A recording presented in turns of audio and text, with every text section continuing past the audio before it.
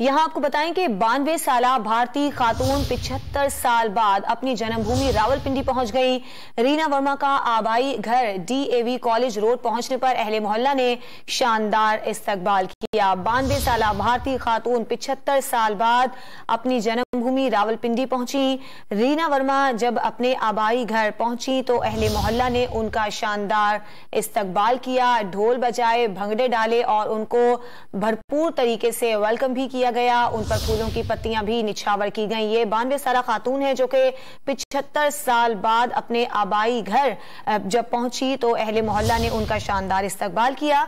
बात करेंगे don news के नुमाइंदे ताहिर नसीर से। ताहिर, बताइएगा, खातून जब अपने आबाई घर पहुंची तो उनके क्या जज्बात है?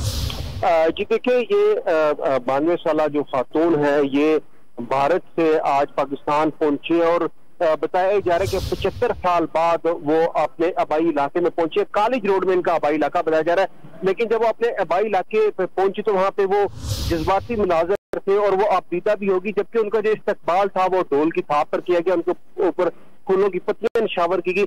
ये 75 साल बाद इनकी एज जो है वो बताई जा रही है 90 से 92 साल की। 75 ईयर्स के बाद ये पाकिस्तान आई है और आज अपने आबाई इलाके में पहुंचते ही ये आपदीदा हो गई है। जी, बहुत शुक्रिया आपका ताहिर नसीर।